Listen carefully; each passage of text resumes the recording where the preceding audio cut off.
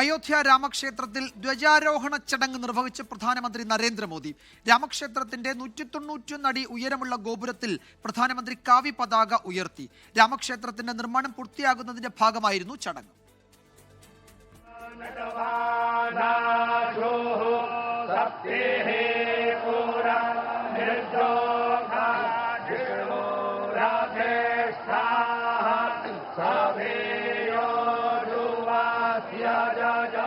അയോധ്യ രാമക്ഷേത്രത്തിന്റെ നിർമ്മാണം പൂർത്തീകരിച്ചതിന്റെ പ്രതീകമായി ക്ഷേത്രഗോപുരത്തിൽ പ്രധാനമന്ത്രി നരേന്ദ്രമോദി പതാക ഉയർത്തി.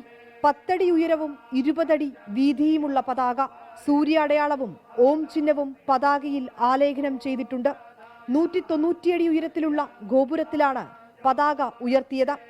RSS മേധാവി മോഹൻ ഭഗവത്, ഉത്തർപ്രദേശ് മുഖ്യമന്ത്രി യോഗി ആദിത്യനാഥ്, RSS BJP നേതാക്കൾ, 108 ആചാര്യന്മാർ എന്നിവർ ചടങ്ങിൽ പങ്കെടുത്തു.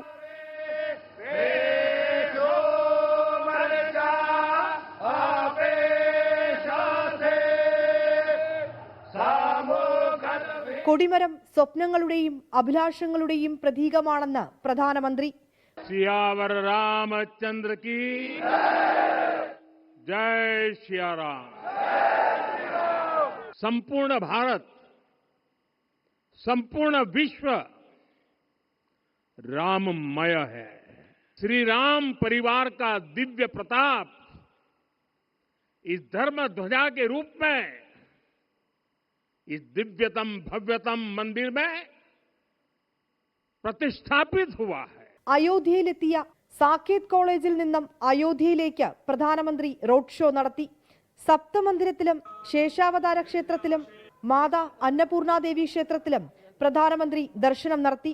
5 വർഷവും 3 മാസവും കൊണ്ടാണ് അയോധ്യ രാമക്ഷേത്രത്തിന്റെ പ്രധാന മന്ദിരത്തിന്റെ നിർമ്മാണം പൂർത്തിയാകുന്നത്. 2020 ക്ഷേത്രത്തിന്റെ തറക്കല്ലിട്ടതും പ്രാണപ്രതിഷ്ഠ നടത്തിയതും പ്രധാനമന്ത്രി നരേന്ദ്രമോദിയായിരുന്നു. 24 ഡൽഹി.